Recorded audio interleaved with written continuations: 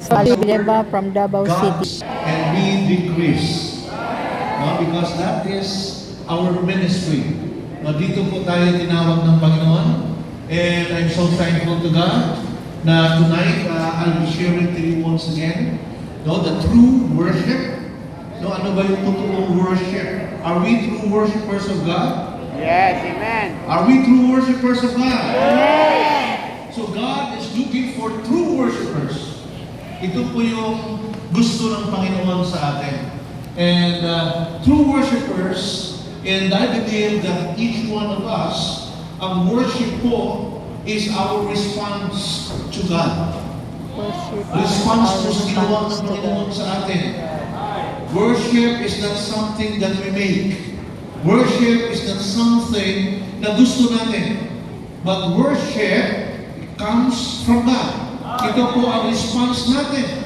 Dahil may ginawa po ang Diyos sa atin. And I would like to share to you about a parable na kinuwento po ni Jesus. That there was a man, nung naghahanap siya, nandun siya sa isang lupain. At doon sa isang lupain, may nakita po siya. Isang treasure. At nung nakita niya yung treasure, ang kanyang ginawa, pinagbenta niya po ang kanyang lahat ng ari-arian. Lahat ng kanyang mga properties, binenta niya. Then he bought that land. Kasi mayroong treasure po doon. And that treasure is the kingdom of God. At dito rin po sa atin, I know some of us, we've been sacrificing a lot. Doing for the Lord is something na napakahalaga po sa buhay natin. At ito ngayon, nakikita po natin, lahat po tayo gusto natin mag-worship sa Panginoon. Amen? But you know, sad to say today, yung worship, it seems that it is only limited inside the church. Pag sinabi natin worship, it seems worship is about singing songs. Worship is about prayer. Worship is about, ano po, karamihan po sa atin, medyo limited po yung kaalaman natin pagdating sa worship. Kung ano yung pag-communicate mo sa Panginoon. So we thought that ito po ang worship. And I know today, gusto po natin maintindihan, ano ba itong totoong worship? What is worship all about? Because somehow, very limited tayo. Hindi natin masyado naintindihan what is worship all about. Now, let us open your Bible with me in Romans chapter 12, verses 1 to 2. I want you to read it in NASB.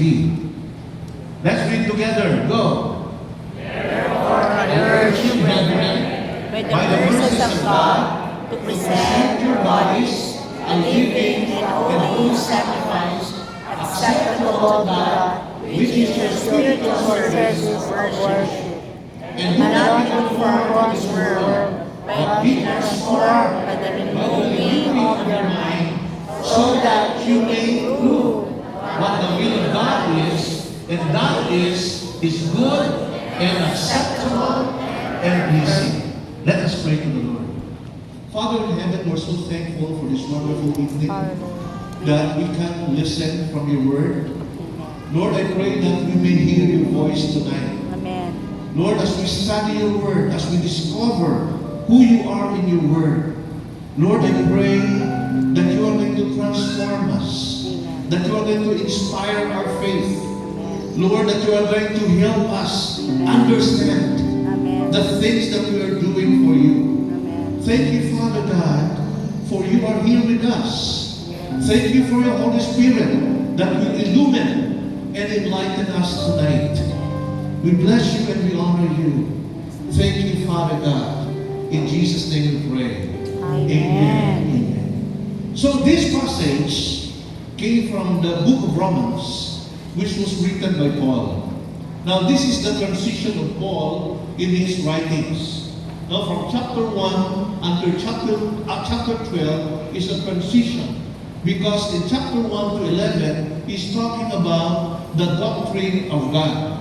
And here in chapter 12, he is now talking about how to practice the righteousness of God. Ito pong sinasabi niya dito that I urge you, brethren, by the mercies of God. So ang Diyos po ay napakarami na pong ginawa sa atin. Marami na po siyang mga milagro. As I have heard kanina sa testimony, every day there is miracle. Every Amen. day there are people who are being saved. Amen. And every day may ginagawa din po siya sa atin personally. Yes. At napakabuti ng Panginoon. He is a merciful God. Amen. And that's why, makikita po natin the salvation that He has given us. Ito pong pagiging citizens of heaven natin. Ito pong pagiging anak ng Diyos. Naging anak tayo ng Diyos. Ito pong naging ear of righteousness tayo ng Panginoon. It is not by our own good works. It is by the mercies of God. Amen. Kaya sinabi po niya dito, by the mercies of God. No? So ito po, which is your spiritual service of worship. Present your bodies, living and sacrifice, holy and sacrifice before God, and that is your worship. So ano pala yung worship? And we should understand that worship is our response to God. To Right. God's goodness. To Amen. God's good deeds Amen. in our lives. Ito po ang totoong worship. Kaya kung ikaw ay nag-lead ka ng cell group, that's your worship before the Lord. Amen. Hindi ka man nag-lead dito, sumasayaw ka, kumakanta ka. Those are worship. Right. Everything that we do for God Right. is worship. Amen. Kaya di natin naintindihan that worship is not only limited inside the church. Right. Mag-worship tayo. Don't you know that worship should be an everyday activity? Right. That should be your lifetime and everyday activity na tayo, we are prepared to worship, to be true worshipers. And here on earth and also in heaven. Amen. Sino gusto pumunta ng langit dito? Amen. Anong gagawin mo sa langit? Worship. You will worship. Ibig sabihin ng worship pala, ay hindi lang limited na, kakanta ka lang, buong buhay mo doon.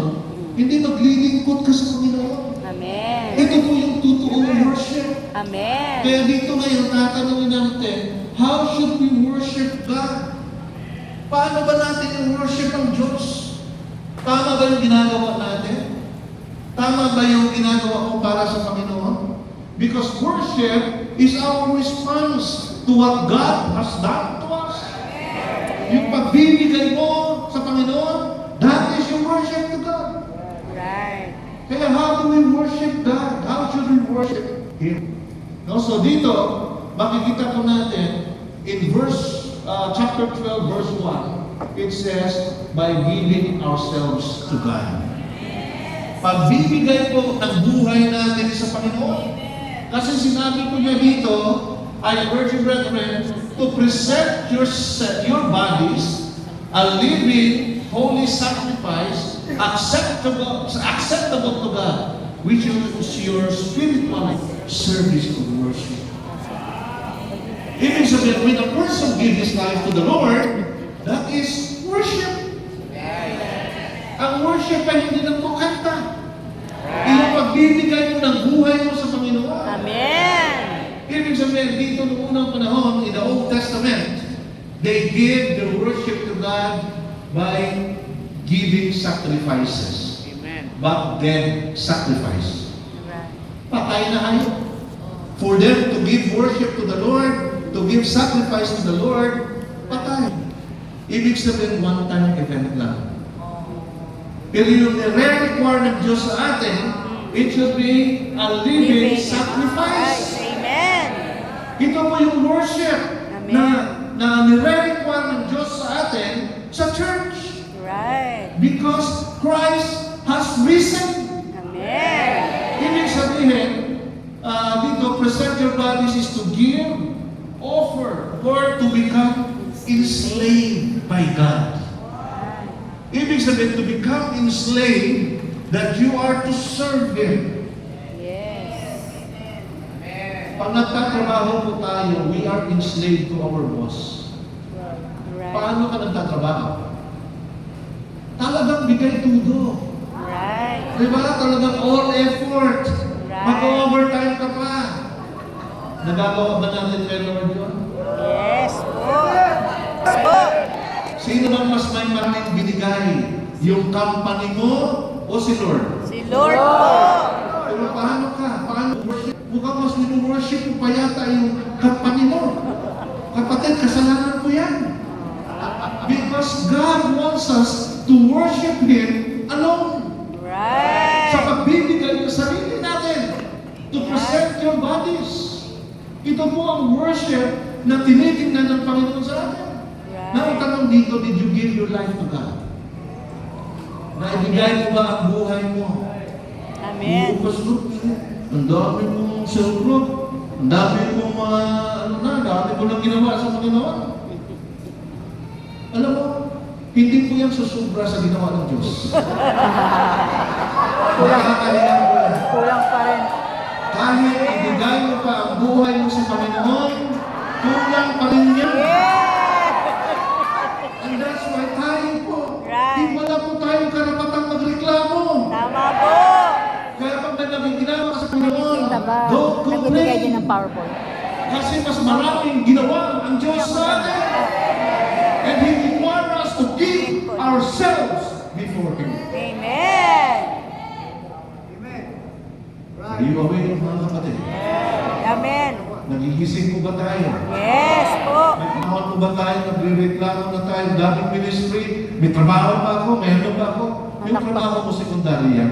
Right. Number one, si Lord. Amen. Make Him your priority. Kaya sabi niya dito, present your bodies a living and holy sacrifice. At sinabi din niya, na ako, alive, pure, and blameless. Yes, And amen. another sinabi niya, acceptable to God. God. Amen. Na kung saan lahat ng ginagawa natin ay acceptable to Him. Yes. Amen. Kasi kung nagre-reklamo ka parate sa ginagawa mo sa Panginoon, that is not acceptable to God. Right. Hallelujah. Kaya wala po tayong karapatan. Bakit? Sinabi niya, by the mercies of God. Yes. Kinaawaan ng Panginoon. Right. Amen po. It is the grace of God that we can serve Him. Amen. It is by His mercy that we have a second chance. Yes. You see, God is a good God. Amen. Kaya sabi niya, if God offered the life His only begotten Son, God wants us also to give our life before Him. Amen. Ibibigay po natin, anong tawag po doon, attorney? You respond to the goodness of God. Nagbabalik. Justice. Right. Justice. Yes. You give God what He deserves. Right. Amen. You see? Yes, Nang po. sa iyo pag-lead ng mga cell group dyan, sa pag-ministry mo, do you give God justice? Hallelujah. Are we giving Him justice? Kulang pa. O baka unfair tayo? Right. Kasi si God, He gave His best. Sayang si Mama. He gave His only begotten Son. He gave His love toward us. He gave the Holy Spirit to us, to be with us. Right. Ibig sabihin, the Trinity was given to us. Amen. Binigyan niya lahat. Right. The Trinity, Father, Son, and Holy Spirit. Amen. Wow. So, what did you give to God? Kaya, Amen. ano ba yung binigay natin sa Panginoon? Right. Our life is kulang po. Trinity po ang binigay ng Diyos. Amen. Pagpakain natin ang Panginoon. Are you not amazed Amen. sa ginagawa ng Panginoon? He gave everything. The love of the Father, the life of His Son, Yes. and the presence of the Holy Spirit. Amen. He gave it to us. Amen. So that's why we need to ourselves as living sacrifice before the Lord. Amen. Huwag kang maghinayang, kapatid. Kasi yung ginagawa mo dito sa lupa ay hanggang langit yan.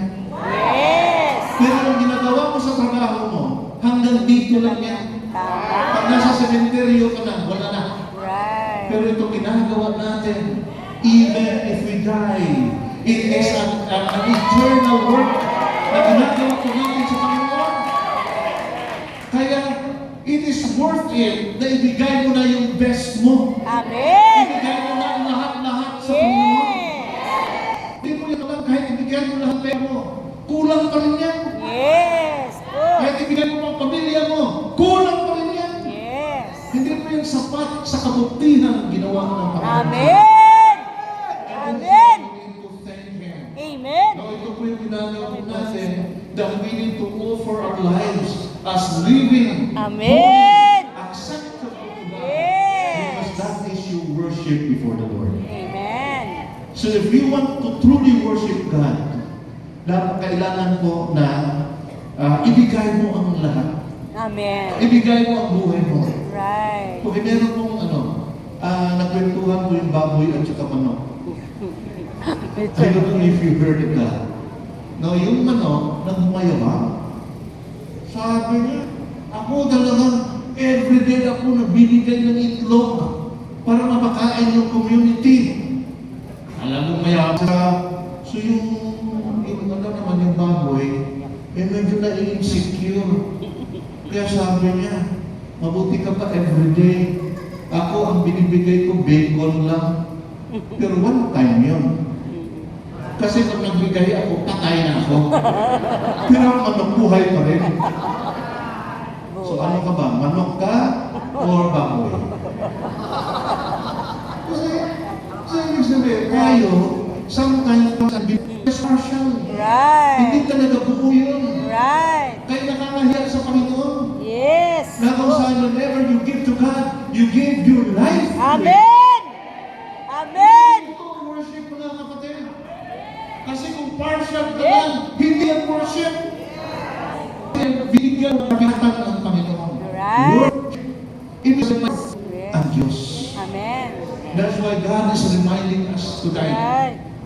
na dapat ibigay mo ang buhay mo. Right. Dapat Huwag baboy. mong tingnan masyado yung sarili mo. Baboy. Huwag mong tingnan yung future mo. Right. Because your future will have God. Amen. The only person that can make us secure is God. Wala nang iba. Ang pamilya mo, wala kayo. Pinagtatalo mo. Pag wala ka ng gamit, tatanggalin ka na. Right. Pero dito sa Panginoon, gagamitin yung Panginoon. Amen. So, God is really good, man. Amen. That is how we worship God. We give ourselves before the Lord. Amen. Kaya nga ako when I was doing this ministry, parang wala ka nang tinira sa sarili mo. Naku, pag may tinira pa, ibabigay sa Panginoon. Amen. Wala na. Ubusan na to sa Panginoon. Right. Talagang I'm going to my best as long as I can. Amen. Amen. Kasi lahat ng yan, it's the grace of God. Lahat Right. kahit mga pagkain natin, lahat. Right. Kaya use it sa glory ng Panginoon. Amen. Ito yung sinasabi niya sa atin. That is your worship before the Lord. Amen. Hindi lang yung kumakata ka, worship na ako, tapos na. Hindi. Kasi sabi niya dito, worship, you're living. Ibig sabihin, worship should be every day. Right. It works.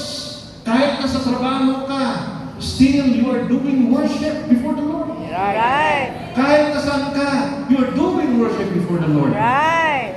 Worship is a 24-hour activity. Amen. Amen. Sabihan mo katabi mo, 24-hour ka mag-worship dapat. Kung totoong binigay mo ang buhay mo sa Panginoon. Kasi nga 24 hours, dapat nag-worship tayo, we give it all to God. We always acknowledge Him. We always recognize Him sa lahat ginagawa natin. Right. So worship is a lifestyle. Right. Ito po yung buhay natin. Kaya we need to give ourselves before God. And pangalawa, how do we worship God? By living a holy life. Mamumuhay po na tayo ng banal sa Panginoon. Pangalawa ito. Kaya sinabi po niya dito, do not be conformed to the world, but be transformed by renewing of your mind. Ibig sabihin, worship is about being holy. before the eyes of God. Amen. To be holy means you do not conform to this world. Right. Ano ba yung world natin? Ano ba yung mundo natin? Ano ba yung pattern? Ano ba yung system natin dito sa mundo? Sabi niya, do not conform. Pag sinabi po natin conform, you follow the form. You follow the character. You go into the system. And God is saying, if you will truly worship me, don't follow the pattern of this world. Right. Because you cannot worship me if you follow the pattern of this world. Ano ba yung pattern ng mundo? By nature po, ang inilagay po ni Satan sa atin ay selfish na. Kaya yan po dapat ang binabago natin. Ang worship po natin ay dapat tanggalin po natin ang kapangyarihan ng kasalanan na nilagay ni Satan sa atin. Right. We must acknowledge it. Because all of us ay mayroong nature na ganyan. Pinag-aralan niyo ba yan? Na maging makasarili ka? No. Hindi mo na kailang pag-aralan. Kasi naturally, pinanganak ka ng ganun. Kaya gusto ng Diyos, huwag natin sundin yung pattern of this world. Right. For us to become holy before the very eyes of God. Right. Amen. Because the pattern of this world does not please God. Right. Right. Parang yung isang sundalo. Yung isang sundalo, sino nakapag-ano dito? PMA. Kaya pag pumasok ka sa PMA, ano mangyayari sa'yo? Magbabago ka ba doon? Pag pumasok ka sa PMA, sa training, iti-train ka. Right. Right. Magbabago lahat ng perspective mo sa buhay. Right. And even yung mga batas, no, the way ka mag-act, the way ka mag-speak, it will be different. Same way po sa Christian. Kung ikaw po ay gustong gamitin ng Panginoon, if you truly want to worship God, you need to be transformed. Amen. Do not conform any longer to the pattern of this world. Amen. Dapat baguhin mo yan. Then sabi niya, paano mabago? What? Sabi niya, be transformed. No? So sabi nito, conform means to follow the same pattern, mind and character. No? To transform is to transfigure. Change one form to another form. Kasi originally yung form po natin, makasalanan tayo. We are sinful. Makasarili tayo. But when you are in Christ, when you become His worshipers, dapat po nababago na yan. Amen. Right. Nagiging banal tayo. Ang tao po ay nagiging banal the moment na he will decide to be transformed. Right. Kasi sabi mo na dito, transformed by the renewing of your mind. Right. You need to change your perspective as believers. Right. If you are truly worshiping the Lord, dapat baguhin po natin ang pananaw sa buhay natin. Right. Right. Ano ba yung pananaw natin? Karamihan po ng ating investment dito lang lahat sa lupa. Right. You see, halos lahat ng investment natin, pera mo, lahat-lahat. We invested a lot of things here on earth. Kasi yung perspective natin, ang buhay natin, hanggang lupa lang.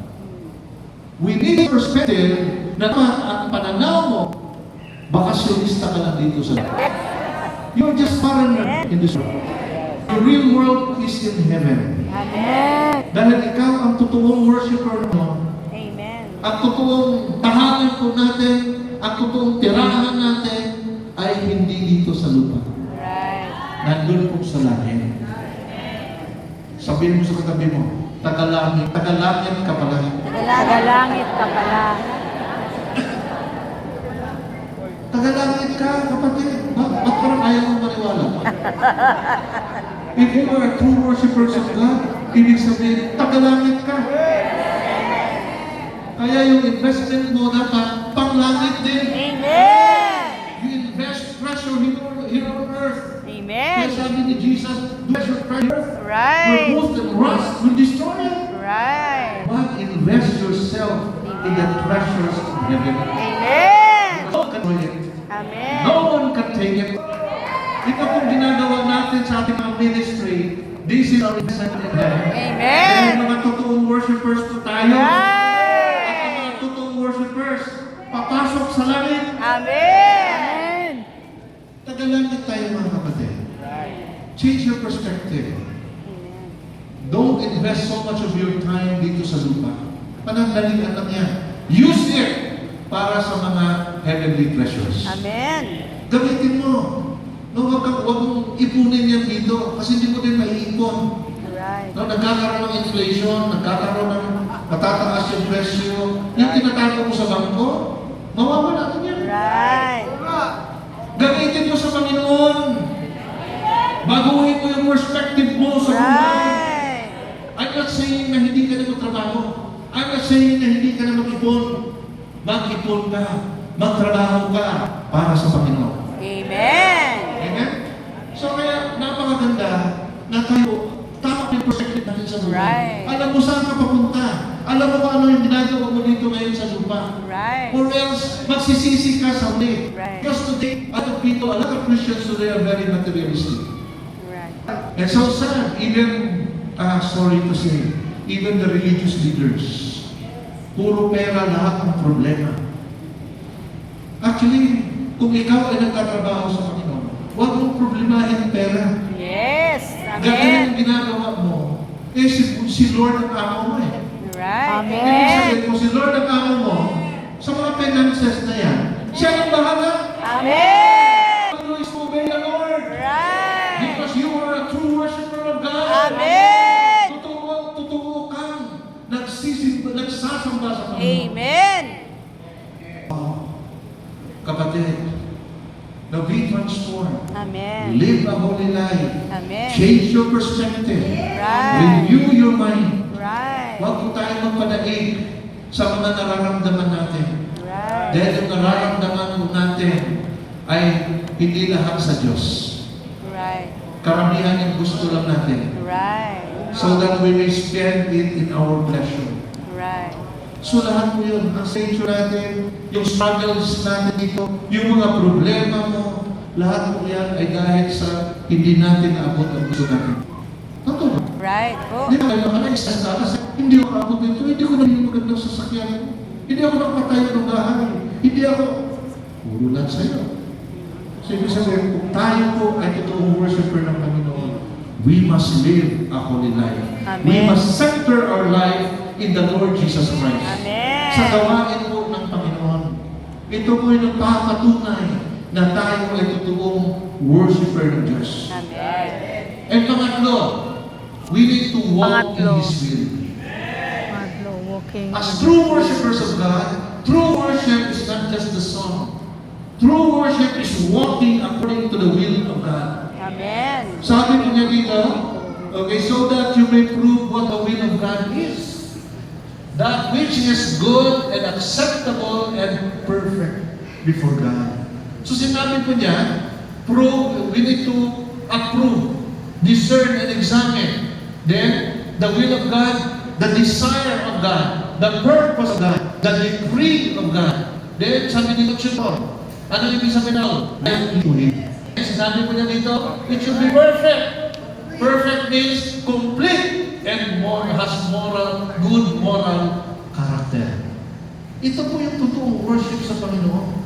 Na kung saan to do His desire, to do His purpose, you need to obey His word. Obedience to the word of God. Amen. No, ito po yung ginagawa natin. No, kahit hindi nabasa ba, o hindi natin pinapahalagan ng Biblia. Ibig sabihin, you cannot fulfill the very purpose of God. Amen. Kasi the only person who can fulfill the purpose of is the person who becomes more like God.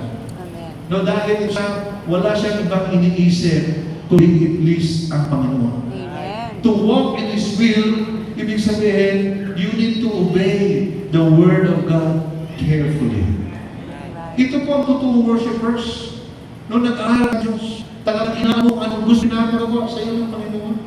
That's like what Pastor John always say, nakikinig lang kami sa Diyos. Kung anong sinasabi ng Diyos, yun lang sinusunod namin. Ito po, ang tawag po dito, you are proving the will of God. You are doing to God. You are walking in His will. To walk in the will of God, we need to listen to Him. Amen. We need to know what He wants. Amen. Ito ang gusto ng Panginoon sa atin, mga kapatid. Yes. He wants us to become true worshipers. Amen. Totoo mga worshipers. Amen. Na are willing to sacrifice for Him. Yes. Willing to do even though it hurts. Amen. Just like the Lord Jesus Christ. Sabi niya, my food is the will of the Father. What is your food? Doing the will of the Father. Doing the will of the Father. Amen. I don't care about sa anong pangangailangan ko. Ang pangangailangan ng Diyos ang aking priority. To Amen. do His will Amen. should be our priority. Amen. Hindi lang po yung gusto natin. Dapat yung gustuhan ng Diyos. Amen. Ito yung sinasabi ng Diyos sa atin tonight. Kung gusto mong maging true worshipers ka God, sabi niya dito, how should we worship God? You need to give yourself to the Lord. Ibigay mo ang buhay mo sa Panginoon. Pangalawa, you need to live a holy life. Then, you need to walk in His will. Ito po ang mga totoong worshiper ng Panginoon. Don't presume that you are a true worshiper of God if you are not doing this. Hindi po tayo pwede mag-presume. Kahit napakarami mo pa mga life group, no, kung hindi ka nagbigay ng buhay mo sa Panginoon, hindi ka, you don't live and you don't walk in His will. Kasi yung zone leader ko kasi bigyan parati. Talagang pinupuso mo parati, nakakaya ka na ng reason. Kapatid, mahiyak tayo sa Diyos. Because God has been merciful to us. Amen. God has been gracious to us. Amen. God gave everything to us. He gave everything that we need. No, the love of the Father, the life of the only begotten Son, and the presence of the Holy Spirit is guiding us every day. That's why we need to respond properly to what God wants. Amen. So kapatid, kumusta naman ang buhay mo? Are you a true worshiper of God? Are you really giving yourself to God? Did you give everything to the Lord? Did you live holy life? Or do you walk in His will? Kapatid, kung hindi nagawa ito, you should ask yourself, now, I want you to close your eyes and bow down your head. I want you to feel yourself. Ano ba? Are you working? Totoo ba sa inyo? Did you give all your life for the Lord? Did you live a holy life? O marami ka pa mga issues sa buhay mo? This is a challenge to us as leaders of the Church of Jesus. God wants us to become the worshiper of Him. And to you, ikaw, binigay mo lang ang buhay mo sa Diyos. And whatever na mga success mo, mga mga struggles mo, ano man mga kabitan na nagpapahirap sa iyo as you worship Him, don't tell God about it. Sabihin mo sa Panginoon, kung totoo na bang bilay ko, sabihin mo sa Kanya, ano yung suko sa Diyos? Ano ba yung mga bagay na hindi sinusurrender sa Diyos? I want you to know Him. God cares for you. Gusto ng Diyos, kaya sa iyo, naiintindihan mo ang doon para sa Kanya. I want you to talk to God right now. Ano ba yung mga struggles mo, kapatid? I know God sees yours. Alam ng Diyos kung ano yung mga danan mo. I want you to tell God about it.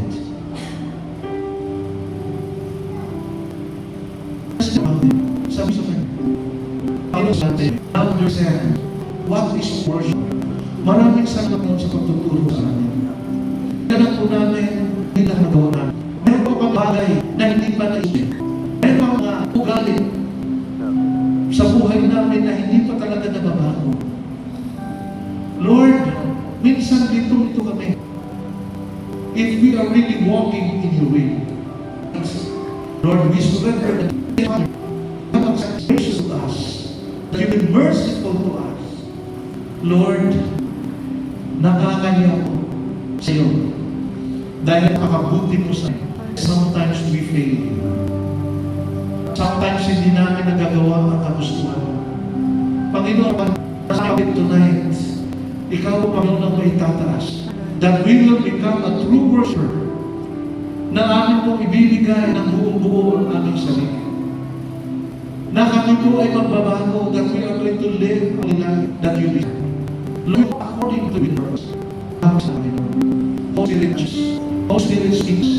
Holy Spirit, thank you, Lord. Thanks for you are good and always good. Every day, Lord. Thank you, Father. We bless you and we honor you. In Jesus' name. Amen. Amen. Palakpakan mo natin.